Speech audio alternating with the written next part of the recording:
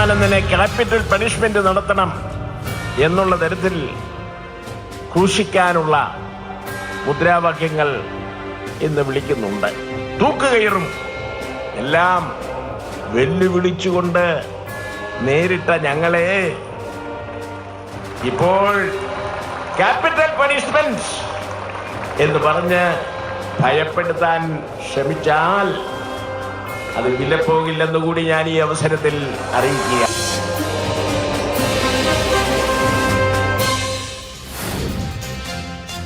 V S Achuthanandan എന്ന വിപ്ലവ നക്ഷത്രം ഓർമ്മയായി. മലയാളി മനസ്സറിഞ്ഞ് നിറഞ്ഞ കണ്ണുകളോടെ കണ്ഠം പൊട്ടുന്ന ഉച്ചത്തിൽ ആകാശത്തോളം ഉയരെ വിളിച്ച മുദ്രാവാക്യങ്ങളുമായാണ് അദ്ദേഹത്തിന് യാത്രാമൊഴി നൽകിയത്. ശേഷം ഉയർന്നു വന്ന ഏറെ വിവാദങ്ങളുണ്ട്. ഒന്ന്, വി എസിന്റെ സതീർത്ഥനായ പിരപ്പൻകോട് മുരളി, അദ്ദേഹം ക്യാപിറ്റൽ പണിഷ്മെന്റുമായി എന്ന ഏറെക്കാലം ചർച്ച ചെയ്യപ്പെട്ട വലിയ വിവാദങ്ങൾക്ക് വഴിവെച്ച ആ പരാമർശത്തെക്കുറിച്ച് ഒരു ദിനപത്രത്തിൽ തുറന്നെഴുതിയ ഒരു ലേഖനം. അതിനുശേഷം ഇന്ന് ശ്രീ സുരേഷ് കുറുപ്പ്, അദ്ദേഹം ആലപ്പുഴ സമ്മേളനത്തെക്കുറിച്ച് മാതൃഭൂമിയുടെ വാരാന്തപ്പതിപ്പിൽ എഴുതിയത് ഇങ്ങനെയാണ്: അദ്ദേഹത്തിന് തട്ടകമായ ആലപ്പുഴ സംസ്ഥാന സമ്മേളനത്തിൽ ഒരു കൊച്ചു പെൺകുട്ടി വി എസിന് ക്യാപിറ്റൽ പണിഷ്മെന്റ് കൊടുക്കണമെന്ന് പറഞ്ഞു. ഈ അധിക്ഷേപം സഹിക്കാൻ പറ്റാത്ത വി എസ് വേദി വിട്ടു പുറത്തേക്കിറങ്ങി. ഏകനായി, ദുഃഖിതനായി. പക്ഷേ തലകുനിക്കാതെ, ഒന്നും മിണ്ടാതെ, ആരെയും നോക്കാതെ അദ്ദേഹം സമ്മേളന സ്ഥലത്ത് നിന്ന് വീട്ടിലേക്ക് പോയി. ഇങ്ങനെയൊക്കെ ആയിട്ടും അദ്ദേഹം പാർട്ടിയെ ഒരിക്കലും അധിക്ഷേപിച്ചില്ല. നിറഞ്ഞ കണ്ണുകളോടെ കേരളം വി എസിന് യാത്ര പറഞ്ഞു. പക്ഷേ ക്യാപിറ്റൽ പണിഷ്മെന്റ് എന്ന ഒരിക്കലും അദ്ദേഹം കേൾക്കാൻ പാടില്ലാത്തതോ കേൾക്കാൻ ആഗ്രഹിക്കാത്തതോ ആയ ഒരു പരാമർശം അദ്ദേഹത്തിനെതിരെ 2 തവണ ഉപയോഗിക്കപ്പെട്ടു എന്ന ആരോപണമാണ് CPM-ന്റെ ഉള്ളിൽ നിന്നു തന്നെ ഉണ്ടായത്. പിരപ്പൻകോട് മുരളിയെ പിന്നീട് CPM നേതൃത്വം തള്ളി പറഞ്ഞു. ഇപ്പോൾ ഒരു കമ്മിറ്റിയിലും ഇല്ല എന്നതടക്കം. പക്ഷേ സുരേഷ് കുറുപ്പിനെ അങ്ങനെ തള്ളി പറയാൻ കഴിയുന്ന ഒരു സാഹചര്യം ഇല്ല. തുടർച്ചയായി പാർട്ടിക്കുള്ളിൽ നിന്നു തന്നെ വരുന്ന ആ വിമർശനങ്ങളും വെളിപ്പെടുത്തലുകളും എന്തിന്റെ പേരിലാണ്, എന്തുകൊണ്ടാണ് ഇപ്പോൾ അദ്ദേഹം ഓർമ്മയായതിനു ശേഷവും സഹിക്കാൻ കഴിയാത്ത, പൊറുക്കാൻ കഴിയാത്ത പാതകം അദ്ദേഹത്തോടുണ്ടായി എന്ന വെളിപ്പെടുത്തലുകൾ ഉണ്ടാവുന്നത് എന്നുള്ളത് നമ്മൾ പരിശോധിക്കേണ്ടതുണ്ട്. നമ്മളോടൊപ്പം അതിഥികൾ ശ്രീ A. സുരേഷ്, അദ്ദേഹം വി എസിന്റെ മുൻ പേഴ്സണൽ സ്റ്റാഫ് അംഗമാണ്. ശ്രീ നിസാം സെയ്ദ്, രാഷ്ട്രീയ നിരീക്ഷകനാണ്. ശ്രീ റെജി ലൂക്കോസ്, CPM-ന്റെ സഹയാത്രികനാണ്. ശ്രീ NP ചെക്കുട്ടി, മാധ്യമപ്രവർത്തകൻ. ആദ്യം ശ്രീ A. സുരേഷ്. ശ്രീ A. സുരേഷ്, അങ്ങേക്കിനെ കേൾക്കാമോ? കേൾക്കാം. ശ്രീ സുരേഷ്, എന്തുകൊണ്ടായിരിക്കാം ഇപ്പോഴിങ്ങനെയുള്ള വെളിപ്പെടുത്തലുകൾ ഉണ്ടാകുന്നത്? ഇപ്പോൾ ശ്രീ പിരപ്പൻകോട് മുരളിയാകട്ടെ, ശ്രീ സുരേഷ് കുറുപ്പാകട്ടെ, ശ്രീ സുരേഷ് കുറുപ്പ് വളരെ വികാരഭരിതമായ ഒരു ലേഖനമാണ്. ഏതാണ്ട് 29 വർഷം, 1960 മുതൽ 89 തെരഞ്ഞെടുപ്പിന് ശേഷം വരെ ഏതാണ്ട് 10-29 വർഷം അദ്ദേഹത്തെ ദൂരെ നിന്നു കണ്ട് ആരാധിച്ച, അദ്ദേഹത്തിലേക്ക് ഉറ്റുനോക്കിയ ഒരു കൗമാരക്കാരന്റെ പരിണതികൾ പറഞ്ഞുകൊണ്ടാണ് ഈ ലേഖനം ഒക്കെ ആരംഭിക്കുന്നതും അതിന്റെ പുരോഗതിയും ഒക്കെ. പക്ഷെ അങ്ങനെ ഒരാൾക്കാണ് എന്നിരുന്നാൽ പോലും ഇത്രയും കാലം ഇത്ര വലിയ അധിക്ഷേപം വി എസ് നേരിട്ടറിയാമായിരുന്നിട്ട് കൂടി പറയാതിരുന്നതിന് ശേഷം ഇപ്പോഴെന്തുകൊണ്ടാണ് ഈ തുടർ വെളിപ്പെടുത്തലുകൾ? എന്താണ് അങ്ങ് മനസ്സിലാക്കുന്നത്?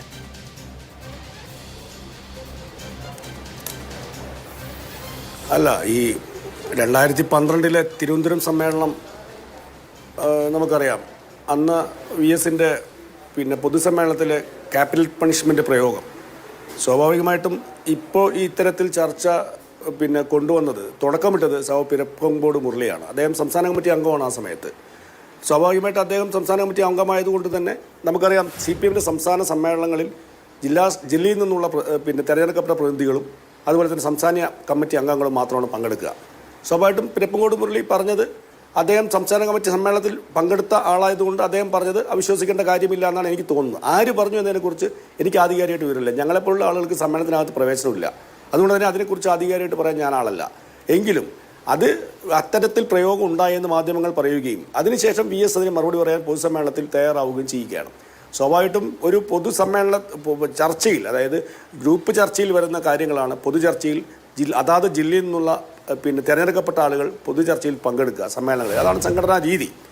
ആ സമ്മേളനത്തിൽ, ആ പൊതുചർച്ചയിൽ അല്ലെങ്കിൽ ഗ്രൂപ്പ് ചർച്ചയിൽ വന്ന നിഗമനങ്ങളും അതുപോലെ തന്നെ വിഷയങ്ങളുമാണ് പൊതുചർച്ചയിൽ ആ ഡെലിഗേഷൻ തീരുമാനിക്കുന്ന ഒരാൾ പറയുക.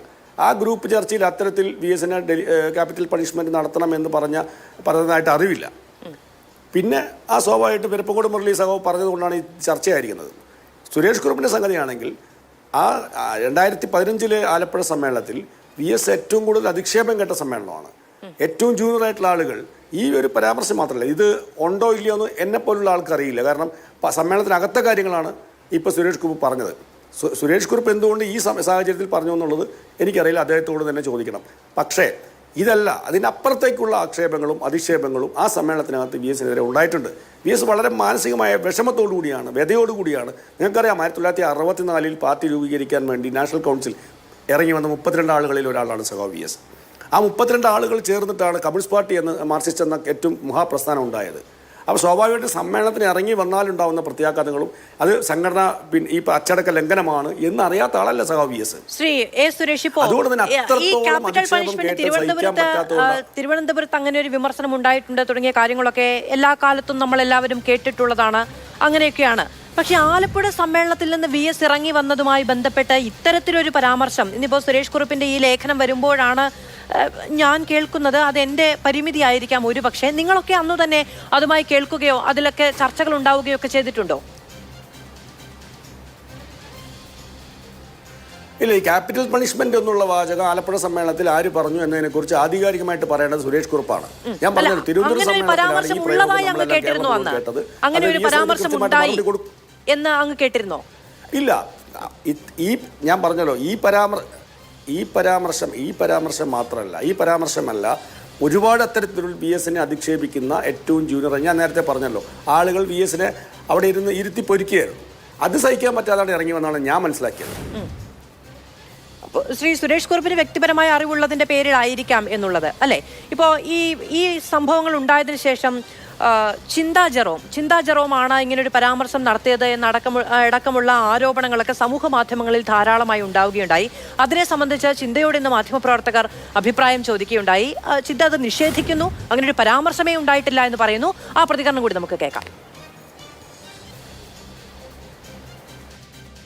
ഇങ്ങനൊരു വാചകം, ഈ പറയുന്ന ക്യാപിറ്റൽ പണിഷ്മെന്റ് എന്ന് പറയുന്ന വാക്ക്, ആ സമ്മേളനത്തിൽ പങ്കെടുത്ത ഒരു പ്രതിനിധിയും ചർച്ചയിലോ അല്ലെങ്കിൽ അല്ലാതുള്ള പരാമർശത്തിലോ ഒന്നും അവിടെ ഉന്നയിക്കപ്പെട്ടിട്ടില്ല. അത് വെറും മാധ്യമ സൃഷ്ടി മാത്രമാണ്. പിന്നീട് ഈ ഒരു വാക്ക് ഇങ്ങനെ അന്തരീക്ഷത്തിൽ ഒരുപാട് തവണ ഉയർന്നു വന്നിട്ടുണ്ട്. അപ്പം ഈ ഒരു ഘട്ടത്തിൽ സഖാവ് വി എസിനും പാർട്ടിക്കും CPIM-നും എല്ലാം ലഭിക്കുന്ന പിന്തുണ കണ്ട് അസ്വസ്ഥമാകുന്നത് കൊണ്ടായിരിക്കാം ഇത്തരം കുപ്രചരണങ്ങളൊക്കെ മാധ്യമങ്ങളുടെ എല്ലാം പിന്തുണയോടുകൂടി ഉയർത്തിക്കൊണ്ടുവരുന്നത്. അങ്ങനെ ഒരു വാചകമോ വാക്കോ ഒന്നും അവിടെ ആരും ഉയർത്തിയിട്ടില്ല. അടിസ്ഥാനരഹിതമായിട്ടുള്ളൊരു ഒരു കാര്യമാണ് പറയുന്നത്.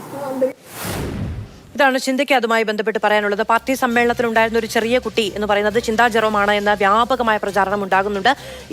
അങ്ങനെ ഒരു പരാമർശം ഉള്ളതായി ബന്ധപ്പെട്ട് അന്ന് പത്രമാധ്യമങ്ങളൊന്നും റിപ്പോർട്ട് ചെയ്തിട്ടില്ല എന്ന് തുടങ്ങിയ കാര്യങ്ങളാണ് നമുക്ക് ഈ സമയത്ത് നമ്മുടെ നിരീക്ഷണങ്ങളിൽ നിന്നൊക്കെ മനസ്സിലാകുന്നത്. ശ്രീ സുരേഷ് അടക്കമുള്ളവർ അങ്ങനെയാണെങ്കിൽ അന്നത് കേൾക്കേണ്ടതുമായിരുന്നു തുടങ്ങിയ കാര്യങ്ങൾ. പക്ഷേ അന്ന് സംഭവിച്ച മറ്റു ചില കാര്യങ്ങൾ കൂടിയുണ്ട്. അത് ഈ പാർട്ടിയിൽ അവതരിപ്പിച്ച ഒരു പ്രമേയവുമായി ബന്ധപ്പെട്ടാണ്. അത് ജി സുധാകരനാണ് അന്ന് അവതരിപ്പിച്ചത്. അത് പുന്നപ്ര വയലാർ സമരവുമായി ബന്ധപ്പെട്ട് വി എസിന്റെ കോൺട്രിബ്യൂഷനെ അങ്ങനെ തന്നെ തമസ്കരിക്കുന്ന തരത്തിലുള്ള ഒരു ചരിത്ര പുനർനിർമ്മിതി അവിടെ സംഭവിച്ചു. അത് കേട്ടുകൊണ്ടിരിക്കാൻ കഴിയാതെയാണ് വി എസ് അവിടെ നിന്ന് ഇറങ്ങി വന്നത് തുടങ്ങിയ കാര്യങ്ങളാണ്. നമുക്ക് ചർച്ചയുടെ പുരോഗതിയിൽ അതൊക്കെ സംസാരിക്കുകയും ചെയ്യാം.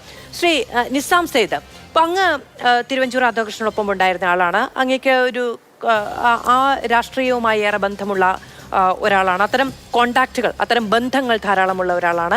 സുരേഷ് കുറുപ്പുമായും അടുത്ത ബന്ധമുള്ള ഒരാളാണ്. എന്തുകൊണ്ടാണ് ഈ സമയത്ത്, ഇപ്പം ഞാൻ ശ്രീ എ സുരേഷിനോട് ചോദിച്ചങ്ങ് കേട്ടല്ലോ, എന്തുകൊണ്ടാണ് അങ്ങനെ ഒരു പരാമർശം എന്നുള്ളത്? മറ്റൊന്ന്, ഇങ്ങനൊരു പരാമർശം ഒരുപക്ഷെ ആദ്യമായിട്ട് ഉന്നയിക്കുന്നതും ശ്രീ സുരേഷ് കുറുപ്പായിരിക്കും. എന്താണ് അങ്ങേക്ക് അതിനെക്കുറിച്ച് ലഭ്യമായ വിവരങ്ങൾ?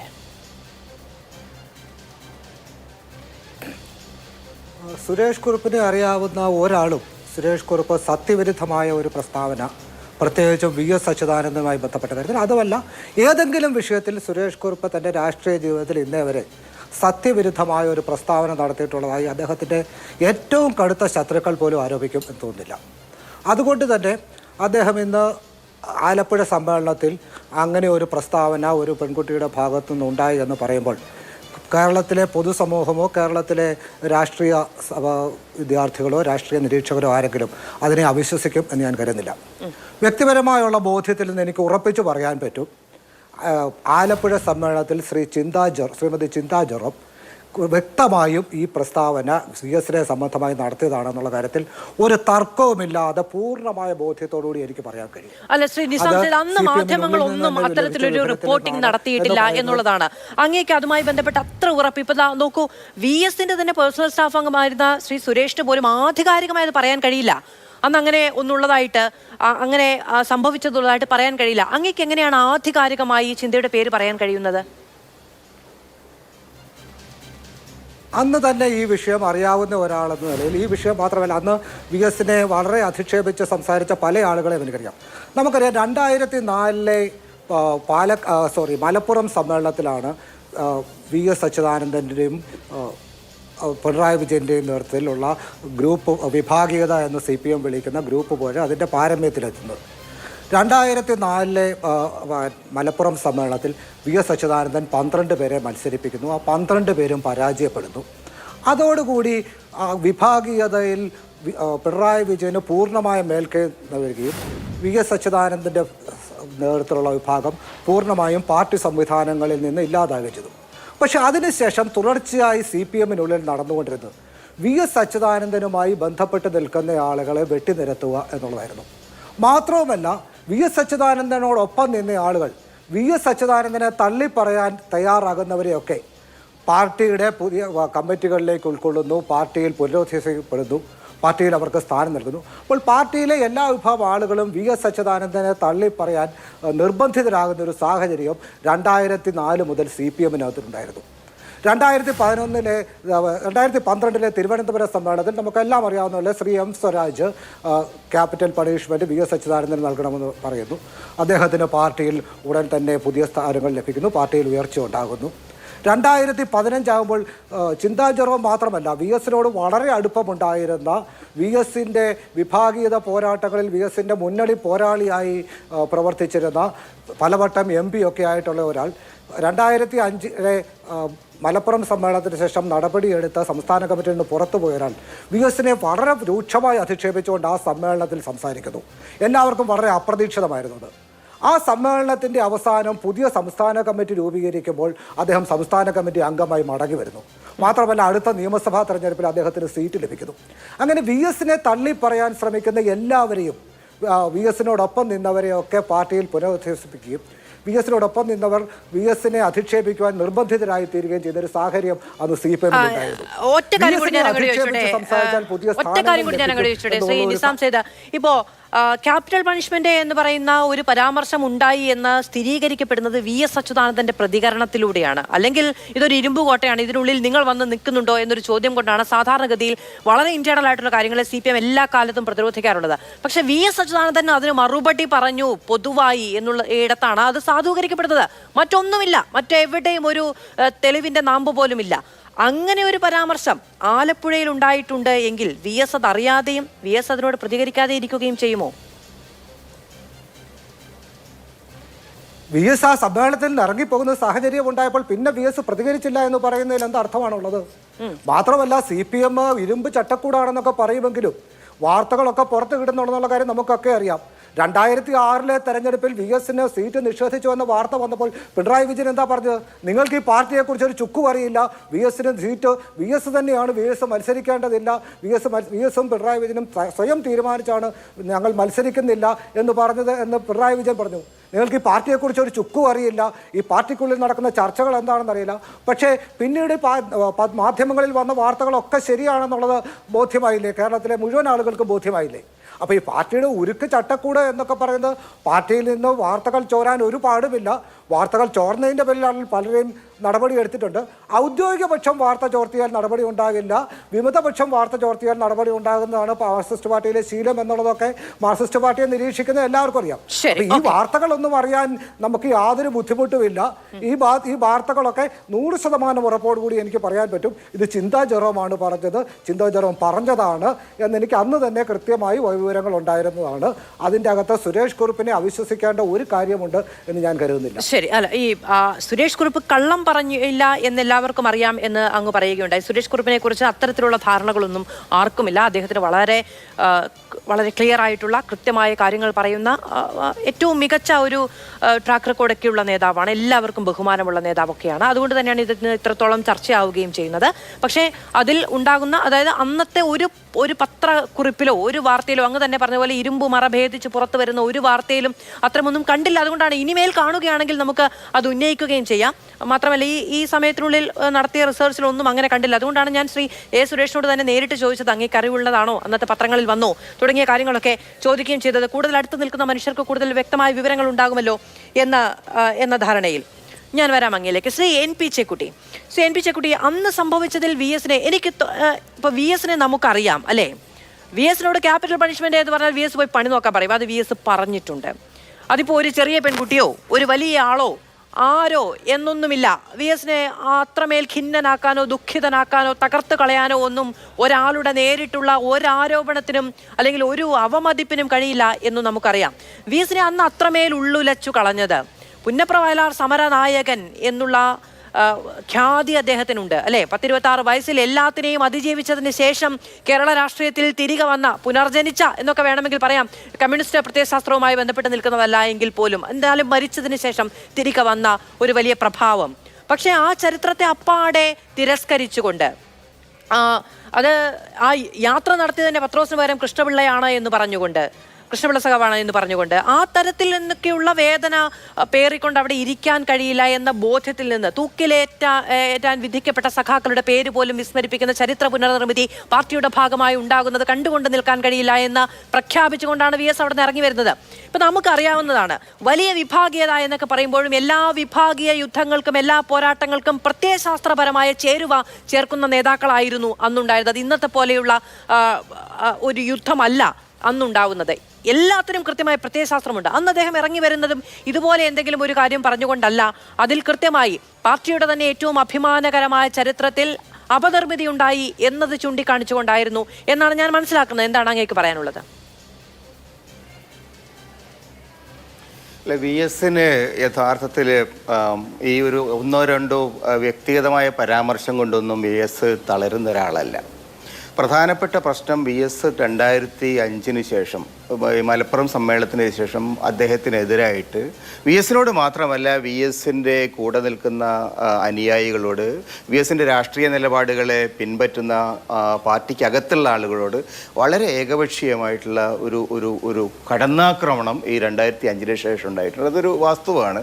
അപ്പം പിന്നെ ആ കാലത്തിന് ശേഷമുള്ള എല്ലാ സമ്മേളനങ്ങളും ഒരു പകപോക്കൽ സമ്മേളനമായിരുന്നു എന്ന് പിന്നെ മുരളി പറഞ്ഞതിനകത്ത് വാസ്തവമുണ്ട്. കാരണം രാഷ്ട്രീയമായിട്ട് വി എസിനോട് അടുത്ത് നിൽക്കുന്ന മിക്കവാറും എല്ലാ ആളുകൾക്കെതിരെയും വലിയ കടന്നാക്രമണം നടന്നിട്ടുണ്ട്. അത് ഒരു പത്രപ്രവർത്തകൻ എന്ന നിലയിൽ കുറേ കാലം CPM-ഉമായിട്ട് ബന്ധപ്പെട്ട് പ്രവർത്തിച്ച ഒരു ചാനലിൻ്റെ പ്രവർത്തകൻ എന്ന നിലയിൽ അന്നുണ്ടായിരുന്ന വളരെ ഗുരുതരമായിട്ടൊരു അന്തരീക്ഷത്തെക്കുറിച്ച് എനിക്ക് കൃത്യമായിട്ട് ബോധ്യമുണ്ട്. അപ്പം അതുകൊണ്ട് ആ ഒരു അന്തരീക്ഷത്തിൽ വി എസ് പിന്നെ സ്വാഭാവികമായിട്ട് പാർട്ടിക്കകത്ത് അദ്ദേഹത്തിന് പ്രതികരിക്കാനോ തിരിച്ചടിക്കാനോ ശേഷിയില്ലാത്തൊരവസ്ഥയുണ്ടായിരുന്നു. മാത്രമല്ല 2006 തെരഞ്ഞെടുപ്പിന് തൊട്ടു മുമ്പ് നടന്ന കേന്ദ്ര കമ്മിറ്റി യോഗത്തിൽ വളരെ ഏകപക്ഷീയമായിട്ട് മിക്കവാറും എല്ലാ കേന്ദ്ര കമ്മിറ്റി അംഗങ്ങളും വി എസിനെതിരെ നിരന്തരമായിട്ടുള്ള ആരോപണങ്ങൾ ഉന്നയിച്ചിരുന്നു. ഇത് അങ്ങനെ സംഭവിച്ചിരുന്നത് കേന്ദ്ര കമ്മിറ്റിയിൽ പങ്കെടുത്ത ഒരാൾ തന്നെ എന്നോട് പറഞ്ഞിട്ടുള്ളതാണ്. അപ്പോൾ ആ തരത്തിലൊരു അന്തരീക്ഷത്തിൽ തനിക്ക് പാർട്ടിക്കകത്ത് പിന്നെ പിടിച്ചു നിൽക്കാൻ കഴിയാത്തൊരു സാഹചര്യത്തിൽ പുറത്ത് സമൂഹത്തിനകത്ത് കൂടി, പാർട്ടിക്കകത്തല്ല പുറത്ത് പൊതുസമൂഹത്തെ സംഘടിപ്പിച്ചുകൊണ്ട് പൊതുസമൂഹത്തിനകത്ത് ഫൈറ്റ് ചെയ്യുക എന്നുള്ളൊരു നയം അദ്ദേഹം എടുത്തിരുന്നു. അതുകൊണ്ടാണ് തിരുവനന്തപുരം സമ്മേളനത്തിന് ശേഷം അദ്ദേഹം ആ സമ്മേളനത്തിൽ നടന്ന കാര്യങ്ങളെക്കുറിച്ച് ചില സൂചനകൾ നൽകിക്കൊണ്ട് ആ പ്രസംഗം നടത്തിയത്. അതേ കാരണത്താൽ തന്നെയാണ് 2015 ആലപ്പുഴയിൽ അദ്ദേഹത്തിനെതിരായിട്ട് ഏകപക്ഷീയമായിട്ട് കടന്നാക്രമണം നടന്ന സമയത്ത് അതിനെ പ്രതിരോധിക്കാൻ ആരെയും കൂടെ ഒരാൾ പോലും തയ്യാറാവാത്തൊരു സാഹചര്യത്തിൽ വി എസിന് ഇറങ്ങിപ്പോകേണ്ടി വന്നത്. ഇത് രാഷ്ട്രീയമായിട്ട് വി എസിന് ആ തരത്തിൽ മാത്രമേ അന്ന് പ്രതികരിക്കാൻ കഴിയൂ. പാർട്ടിക്കകത്ത് വി എസിനെ സംബന്ധിച്ചിടത്തോളം അദ്ദേഹത്തിൻ്റെ ശബ്ദം തകർക്കപ്പെട്ടൊരു സാഹചര്യത്തിൽ രാഷ്ട്രീയമായിട്ടുള്ള ഒരു പ്രതികരണം ജനങ്ങളിലൂടെ നടത്താമെന്ന് അദ്ദേഹം ചെയ്തത്. ആ ഒരു വസ്തുതയാണ് നമ്മൾ പ്രധാനമായിട്ട് കണ്ടത്. വി എസിനെ പോലെ ഒരു രാഷ്ട്രീയ പ്രവർത്തകനെ സംബന്ധിച്ചിടത്തോളം വ്യക്തിഗതമായിട്ടുള്ള ആരോപണങ്ങളോ ആക്രമണങ്ങളോ ഒന്നും അദ്ദേഹത്തിനൊരു വിഷയമല്ല. ഇനി പുന്നപ്ര വയലാറിൽ അദ്ദേഹത്തിൻ്റെ സ്വാധീനമോ അല്ലെങ്കിൽ അദ്ദേഹത്തിൻ്റെ പ്രസക്തിയോ ആരെങ്കിലും ചോദ്യം ചെയ്താലും കേരള ചരിത്രത്തിൽ നിന്ന് അത് മറയ്ക്കപ്പെടാൻ കഴിയില്ല. അപ്പോൾ അതൊക്കെ തന്നെ പക്ഷേ അത്തരം ശ്രമങ്ങൾ നടക്കുന്നത് വി എസ് എന്ന് പറയുന്ന രാഷ്ട്രീയ നേതാവിനോട്, കേരളത്തിലെ ഏറ്റവും പ്രധാനപ്പെട്ട ഒരു രാഷ്ട്രീയ പ്രവർത്തകനോട് പാർട്ടി ചെയ്യുന്ന അനീതിയായിരുന്നു. ആ അനീതിക്ക് പാർട്ടിക്കകത്ത് പ്രതികരണം സാധിക്കാത്ത സാഹചര്യത്തിൽ പൊതുസമൂഹത്തിലൂടെ പ്രതികരണം എന്നുള്ള ഒരു നിലപാടിലേക്കാണ് ആ കാലത്ത് പിന്നീട് VS എടുത്തിട്ടുള്ളത്. അദ്ദേഹത്തിന്റെ പ്രവർത്തനങ്ങൾ പ്രധാനമായിട്ട് ആ നിലയിലാണ് പിന്നീട് സംഘടിപ്പിക്കപ്പെട്ടുള്ളത്. അതാണ് പ്രധാനമായിട്ട് നമ്മൾ കാണേണ്ടത്. അതുകൊണ്ടാണ് ഒരു ചോദ്യം കൂടിയുണ്ട് ശ്രീ NP ചെക്കുട്ടി, അങ്ങോട്ട് ഞാൻ അങ്ങേലേക്ക് തിരികെ വരാം. ശ്രീ NP ചെക്കുട്ടി, രണ്ടാമത്തെ കാര്യം, VS അച്യുതാനന്ദൻ ശരിയാണ്, കഴിഞ്ഞ കുറെ കാലങ്ങളായി അദ്ദേഹം പൊതുവേദിയിൽ ഉണ്ടായിരുന്നില്ല. പക്ഷേ VS എന്തായിരുന്നു കേരളത്തിന് എന്നുള്ളത്, VS പാർട്ടിക്ക് എന്തായിരുന്നു എന്നതടക്കം കൃത്യമായി പുതിയ തലമുറയോട് പോലും കൃത്യമായി പറഞ്ഞു വെച്ചതിന് ശേഷമാണ് VS ആക്റ്റീവ് ആകാതെ ഇരുന്ന സമയത്ത് ജനിച്ച കുഞ്ഞുങ്ങൾക്ക് പോലും ചരിത്രത്തിലേക്ക് കൃത്യമായി സൂചനകൾ നൽകിയതിനു ശേഷമാണ് അദ്ദേഹത്തിന്റെ യാത്രാമൊഴി കേരളം പറയുന്നത്. ആ സാഹചര്യത്തിൽ ഉയരുന്ന വിവാദങ്ങൾക്ക് മറ്റൊരു രാഷ്ട്രീയ തലമുണ്ട് എന്ന ആരോപണം സ്വാഭാവികമായി ഇപ്പോൾ ഈ ചർച്ചയിൽ അങ്ങേക്കറിയാം CPM ഔദ്യോഗിക പ്രതിനിധികളില്ല. CPM ഈ ചർച്ചയിൽ നിന്ന് തന്നെ വിട്ടു നിൽക്കുകയാണ്. അങ്ങനെ വിട്ടു നിൽക്കുന്നത് കൊണ്ട് ഇപ്പോൾ എത്രമേൽ ആഴത്തിൽ എത്രമേൽ ശബ്ദത്തിൽ VSന്റെ ചരിത്രം വിളിച്ചു പറയപ്പെട്ടോ അതേപോലെ തന്നെ വിഭാഗീയ ചരിത്രവും എഴുന്നേറ്റ് വരില്ലേ, അതും വായിക്കപ്പെടില്ലേ? അല്ല, തീർച്ചയായും അത് തന്നെയാണ് പ്രശ്നവും. VS അച്യുതാനന്ദൻ എന്ന് പറയുന്ന രാഷ്ട്രീയ നേതാവിനോട് CPMലെ ഇന്നത്തെ ഔദ്യോഗിക വിഭാഗം അവരെടുത്തിരിക്കുന്ന നിലപാടുകൾ ഒരു കാരണവശാലും ഒരു കമ്മ്യൂണിസ്റ്റ് പാർട്ടിയിലെ പ്രവർത്തകർക്കും അംഗീകരിക്കാൻ കഴിയുന്നതല്ല. കാരണം വളരെ ഏകപക്ഷീയമായിട്ട് ജനാധിപത്യത്തിൻ്റെ എല്ലാ മര്യാദകളെയും ലംഘിച്ചുകൊണ്ട് ഒരു സംഘടിതമായിട്ടുള്ള കടന്നാക്രമണമാണ്. അത് ഒരിക്കലും ഒരു പാർട്ടിക്കകത്ത് ചെയ്യാൻ പാടില്ലാത്തതാണ്. കേന്ദ്ര കമ്മിറ്റി മുതൽ താഴെയുള്ള സമ്മേളനങ്ങൾ വരെ എല്ലാ സ്ഥലത്തും VSനെ ഒറ്റതിരിഞ്ഞ് ആക്രമിക്കുന്ന, VSനോട് യോജിപ്പുള്ള മുഴുവൻ ആളുകളെയും ആക്രമിക്കുന്ന രീതിയാണ് സംഘടിപ്പിക്കപ്പെട്ടുള്ളത്. മാത്രമല്ല അത് ഇവിടെ മാത്രമല്ല, പിന്നീട് അമേരിക്ക അടക്കമുള്ള അമേരിക്കയിലെ പിന്നെ എംബസിയിലെ ഉദ്യോഗസ്ഥരോട്, CI ആയിട്ട് ബന്ധമുള്ള ഉദ്യോഗസ്ഥരാണ് അമേരിക്കൻ എംബസിയുള്ളത്, അവരോട് CPMന് വളരെ പ്രധാനപ്പെട്ട ഒരാൾ നടത്തിയ സംഭാഷണം 2007 വിക്കിലീക്സിൽ പിന്നെ രേഖകളിലൂടെ പുറത്തു വന്നിട്ടുണ്ട്. അതിൽ വളരെ കൃത്യമായിട്ട് പറയുന്നത് അദ്ദേഹം മുഖ്യമന്ത്രിയാണെങ്കിൽ പോലും 2008 സമ്മേളനത്തോടുകൂടി അദ്ദേഹത്തെ പൂർണ്ണമായിട്ടും ഇല്ലായ്മ ചെയ്യപ്പെടാൻ പാർട്ടിയിൽ സാധ്യതയുണ്ട്. ആ നിലയ്ക്കുള്ള കാര്യങ്ങൾ അന്ന് തന്നെ പുറത്തു വന്നിട്ടുണ്ട്. രേഖകളുണ്ട്, വിവരങ്ങളുണ്ട്, വസ്തുതകൾ പുറത്തു വന്നിട്ടുണ്ട്. പക്ഷേ പാർട്ടിയെ സംബന്ധിച്ചോളം ഇന്ന് പാർട്ടിക്കകത്തുള്ള പ്രശ്നം, കഴിഞ്ഞ അദ്ദേഹം മരണത്തോടുകൂടി കേരളത്തിലെ ജനങ്ങൾ ആ ഒരു ജനവികാരം വളരെ കൃത്യമായിട്ട് കാണിക്കുന്നത് VSനോട് പാർട്ടിയിലെ ഒരു വിഭാഗം ആളുകൾ സംഘടിതമായിട്ട് ഏകപക്ഷീയമായിട്ട് ഒരു തരത്തിലുള്ള ഒരു മത്സര ബുദ്ധിയോടുകൂടി കാണിച്ചിട്ടുള്ള എന്താ പറയുക കടന്നാക്രമണങ്ങൾ അത് കേരളത്തിലെ ജനങ്ങൾ അംഗീകരിക്കുന്നില്ല, പൊതുസമൂഹം അംഗീകരിക്കുന്നില്ല എന്നുള്ള വസ്തുതയാണ് കാണുന്നത്. തീർച്ചയായും അതിൻ്റെ റിസൾട്ട് ഉണ്ടാവും, അതിനൊരു റിപ്പർക്കഷൻ ഉണ്ടാവും. അത് അടുത്ത തെരഞ്ഞെടുപ്പിൽ കാണാനിടയുണ്ട്. അതുകൊണ്ടാണ് ഇപ്പോൾ ഈ വിഷയം വന്ന സമയത്ത് പാർട്ടിക്ക് അതിനോട് പ്രതികരിക്കാൻ സാധിക്കാതിരിക്കുന്നത്, ഇത്തരം ചർച്ചകളിൽ നിന്ന് ഒഴിഞ്ഞു മാറാൻ പാർട്ടി ശ്രമിക്കുന്നത്.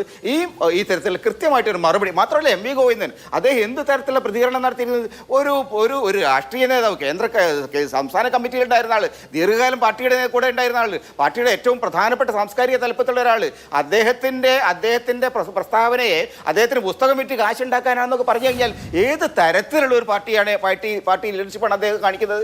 പാർട്ടിയിൽ എത്രയോ ആളുകൾ പുസ്തകം എഴുതിയിട്ടുണ്ട്. എല്ലാവരും പുസ്തകം എഴുതുന്നത് ഇങ്ങനെ കാശുണ്ടാക്കാൻ വേണ്ടിയിട്ടാണോ? അപ്പോൾ അത് പാർട്ടിയുടെ സംസ്ഥാന സെക്രട്ടറി പോലും അദ്ദേഹത്തിന്റെ പെരുമാറ്റത്തിൽ ആ ബേജാറ്, ആ ഒരു പരിഭ്രാന്തി വളരെ വളരെ വ്യക്തമാണ്. ആ പരിഭ്രാന്തിയിൽ നിന്ന് രക്ഷപ്പെടുക എന്നുള്ളത് എളുപ്പമല്ല. കാരണം ജനങ്ങളെ സംബന്ധിച്ചിടത്തോളം ഇത് ജനങ്ങൾ അംഗീകരിക്കില്ല. കാരണം കേരളത്തിന്റെ ഏറ്റവും കരുത്തനായ ഒരു രാഷ്ട്രീയ നേതാവായിട്ടാണ് VSനെ ജനങ്ങൾ കാണുന്നത്.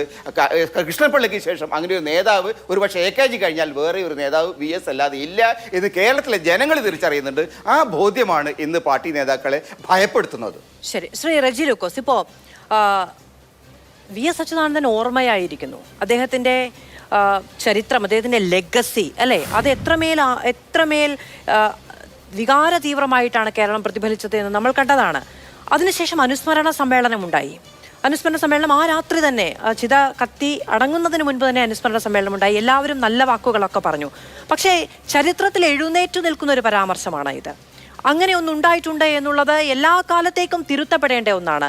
എന്തുകൊണ്ടാണ് അത്തരത്തിൽ അങ്ങനെ ഒരു പരാമർശം ഉള്ളതാണ് അത് ശ്രദ്ധയിൽപ്പെട്ടു? ഇതാ ഇപ്പോൾ വിവാദങ്ങളിലേക്ക് കൂടി വന്ന സ്ഥിതിക്ക് അങ്ങനെ ഒരു പരാമർശം ഉണ്ടായതിൽ പാർട്ടിക്ക് ഒരു ബുദ്ധിമുട്ടുണ്ട്. അത് ഉണ്ടാകാൻ പാടില്ലാത്തതായിരുന്നു.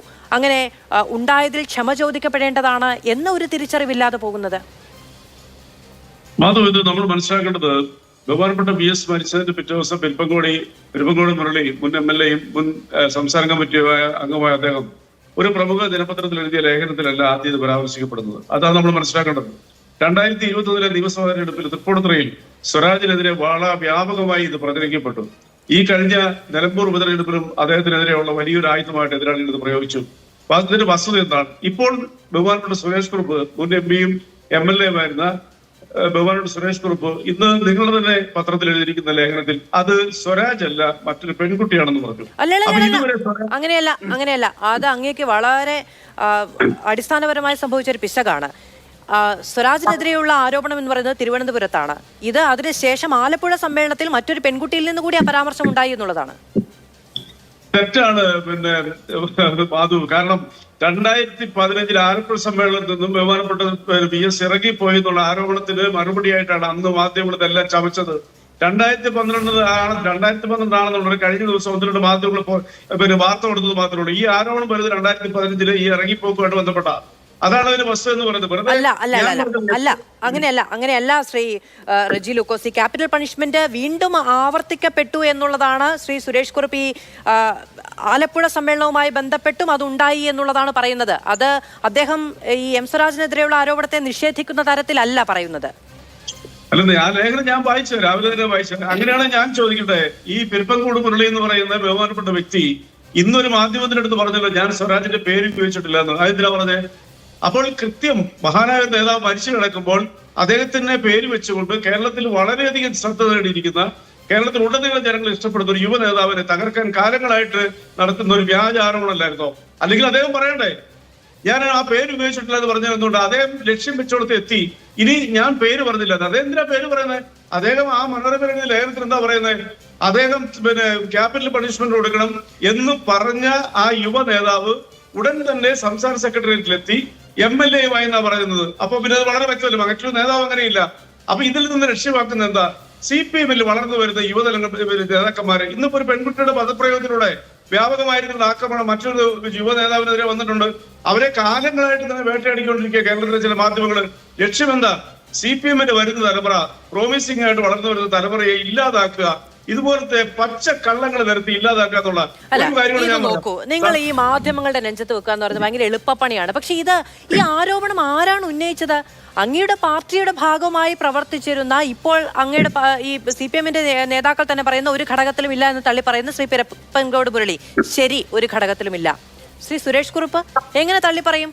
1960-കൾ മുതലുള്ള ചരിത്രം ഇങ്ങോട്ട് പറഞ്ഞിട്ടാണ് അദ്ദേഹം പറഞ്ഞു വെക്കുന്നത്. അദ്ദേഹത്തിന് പാർട്ടി നൽകിയ സംഭാവനകൾ എന്തൊക്കെയാണ്, അദ്ദേഹം പാർട്ടിക്ക് നൽകിയ സംഭാവനകൾ എന്തൊക്കെയാണ്, എങ്ങനെയാണ് തള്ളി പറയുക?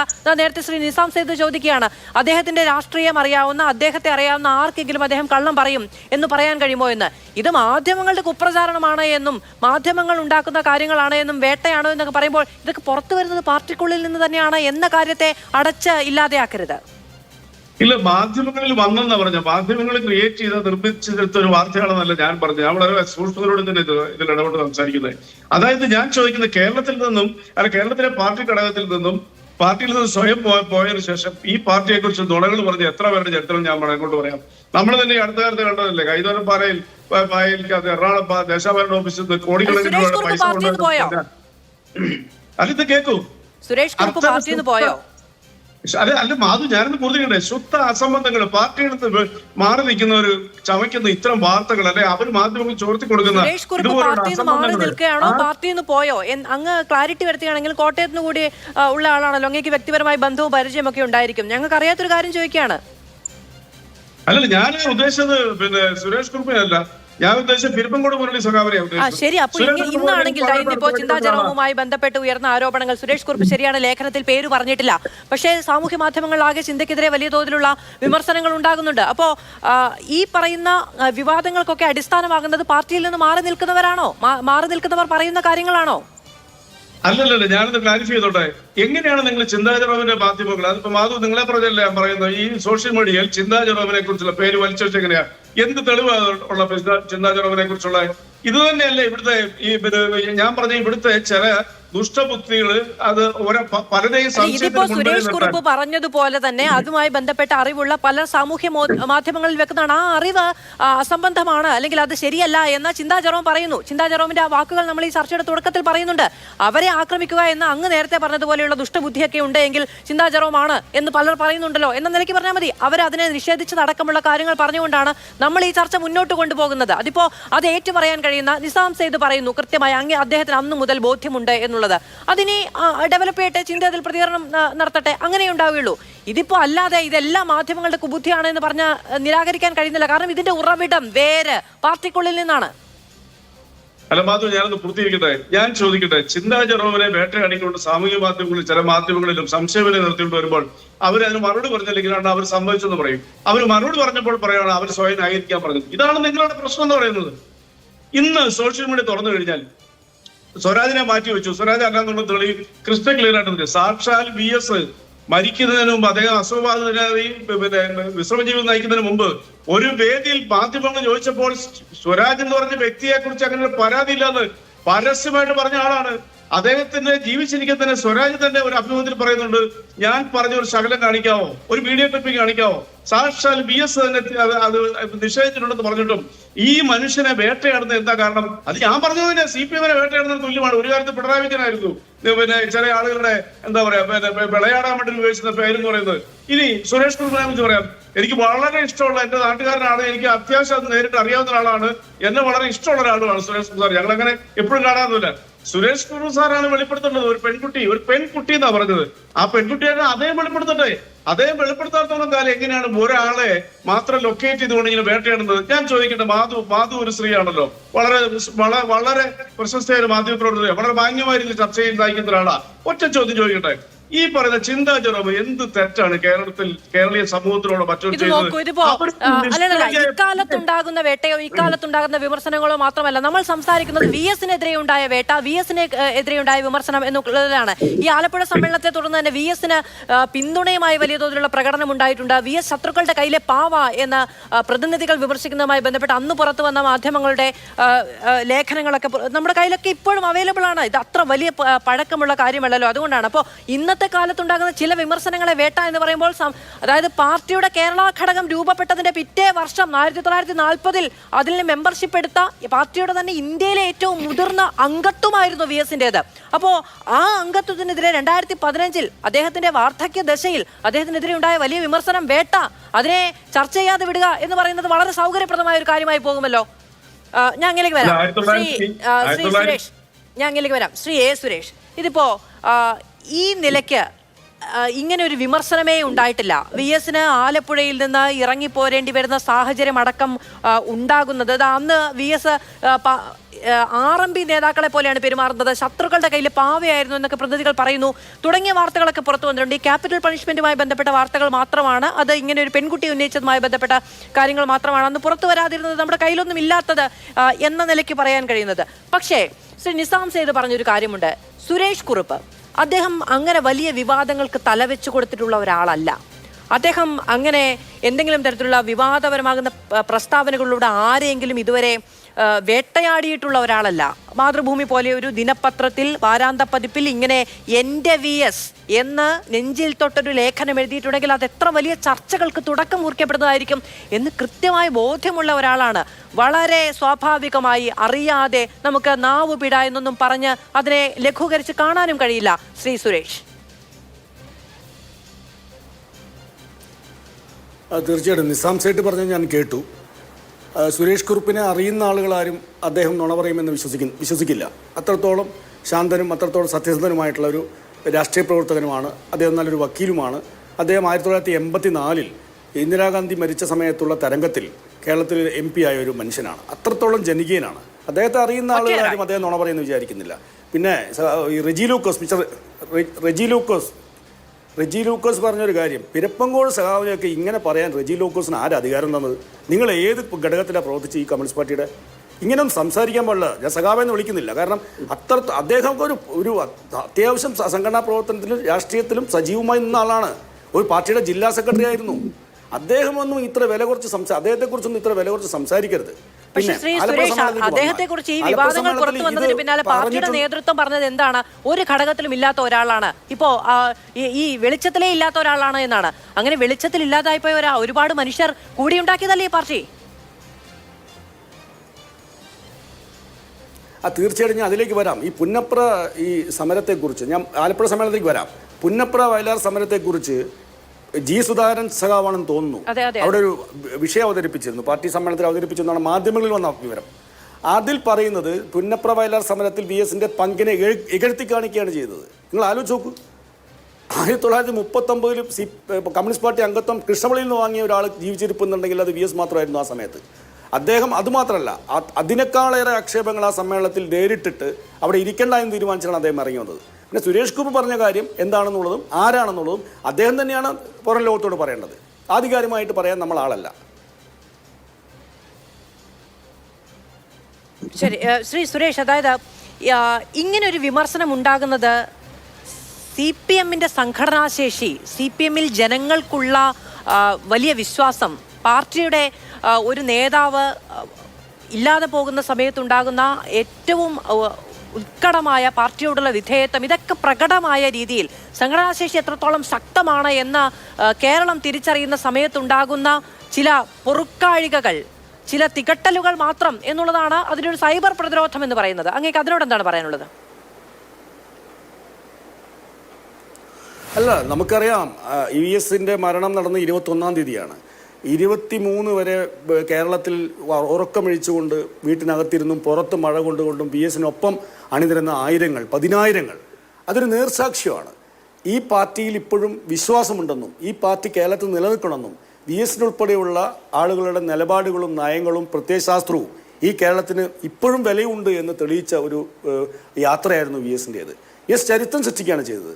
നിങ്ങൾക്കറിയാം, 6 കൊല്ലം മുമ്പ് 2019 ഒക്ടോബർ 24-നാണ് VS-ന് ഒരു പക്ഷാഘാതം ഉണ്ടാവുന്നത്. അദ്ദേഹം തളർന്നു വീഴുന്നത്. അതിനുശേഷം VS പൊതുരംഗത്തില്ല. അതിനുശേഷം VS ഒരു പത്രത്തിൻ്റെ പടവില്ല, പത്രത്തിൽ പോലും ഒരു പടം വരുന്നില്ല, ചാനലിലില്ല, പൊതുരംഗത്തില്ല, ഒരു പരിപാടിയിൽ പങ്കെടുക്കുന്നില്ല. 6 കൊല്ലം നിർജീവമായി സജീവ രാഷ്ട്രീയത്തിലില്ലാത്ത ഒരു മനുഷ്യനെ കാണാൻ പതിനായിരങ്ങൾ അണിനിരക്കണമെങ്കിൽ അദ്ദേഹത്തിൻ്റെ രാഷ്ട്രീയത്തിൻ്റെ വിജയമാണ്. അദ്ദേഹത്തിൻ്റെ ഇപ്പോൾ ചെറിയ കുട്ടികൾ മുതൽ ആബാലവൃദ്ധം എന്ന വാക്കിനെ അന്വർത്ഥമാക്കുന്ന ഒരു യാത്രയാണ് VS-ന്റെ പുന്നപ്ര ചുടുകാടിലേക്ക് നടത്തിയത്. നിങ്ങൾക്ക് മാധുവിനറിയാം, മാധുവൊക്കെ അന്ന് മുഴുവൻ സമയം റിപ്പോർട്ട് ചെയ്തതാണ്. അത്തരത്തിലൊരു പ്രതികരണം ഉണ്ടായത് സത്യത്തിൽ അത് പാർട്ടിയിൽ ഇപ്പോഴും വിശ്വാസമുണ്ട്.